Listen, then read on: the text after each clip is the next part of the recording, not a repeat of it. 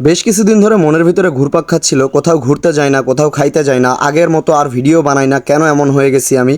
তো এই কথা মাথায় রেখে আজকে চলে গিয়েছিলাম আমি, রিপন আর শাকিল মিলে রাতের নাটোর শহরটাকে ঘুরে দেখতে এবং রাতের নাটোর শহরের রেল স্টেশনটা দেখতে। সালামু আলাইকুম, হ্যালো আর জেলাবার কি অবস্থা সবাই কেমন আছেন? তো আমি আপনাদের দোয়া এবং ভালোবাসায় অনেক ভালো আছি। নাজিরপুর থেকে বাইক নিয়ে তিনজন চলে আসি ডিরেক্টলি নাটোর রেল স্টেশনে। নাটোর রেল স্টেশনে আসছি জাস্ট ঘুরতে, তেমন কোনো কাজ নেই। শাকিল এই যে ঘুরে বেড়াচ্ছে আর এই যে ট্রেন আসতেছে, ট্রেনের ফিল নিচ্ছে। যাই হোক, এখানে একটা কথা বলে রাখি, আপনারা ভাই ভিডিও দেখেন কিন্তু ফলো করেন না, ফলো করে দিন পেজটাকে। তারপরে নাটোর রেল স্টেশন থেকে ওইখান থেকে ডিরেক্টলি চলে আসি আমরা হালসাতে মালাই চা খাওয়ার জন্য। মালাই চায়ের দোকানে আসার পরে ভাইকে আমরা 3টা মালাই চায়ের অর্ডার করি, অ্যান্ড অর্ডার করার সাথে সাথে ভাই আমাদের জন্য মালাই চা তৈরি করতেছিল।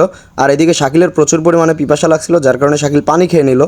পানি খাওয়ার সাথে সাথে আমাদের চাটাও চলে আসলো। আর এই যে দেখতেই পাচ্ছেন আমাদের শাকিলের পাগলামু। শাকিলের আগের বার নাকি মালাই চা খাইতে এসে মালাই চা মুখে দেওয়ার সাথে সাথে জিভা পুড়ে গেছিল, যার কারণে শাকিল বলতেছে আমার জিভা কিন্তু এর আগে পুড়ে গেছিলো, তাই সাবধানে খেয়েও।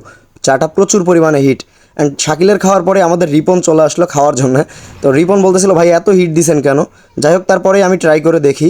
আর চাটা অতিরিক্ত পরিমাণে হিট ছিল, যেহেতু মাটির পাত্রে চা দিছিল। চাটা প্রথমবার মুখে দেওয়ার পরে আমার কাছে ভালোই লাগছে, যেহেতু অতিরিক্ত পরিমাণে হিট ছিল। কিন্তু এখানে একটা কথা আছে ভাই, চাতে অতিরিক্ত পরিমাণে মিষ্টি দেওয়া আছে, মানে চিনি দেওয়া আছে, যার কারণে চাটা খাইতে মুখ একদম মিষ্টি হয়ে আসতেছিল। চাতে চিনির পরিমাণ একটু কম দিলেও ভালো হইতো। যাই হোক, এইদিকে আমাদের শাকিল একটা ঘি টোস্ট নিয়ে চায়ের মালাই দিয়ে খাচ্ছিল। তবে এখানে একটা কথা বলে রাখি, নাটোরের মধ্যে অনেকেই মালাই চা বিক্রি করে, বাট এই মালাই চায়ের মধ্যে ইউনিক কিছু আনা দরকার আমার মনে হয়।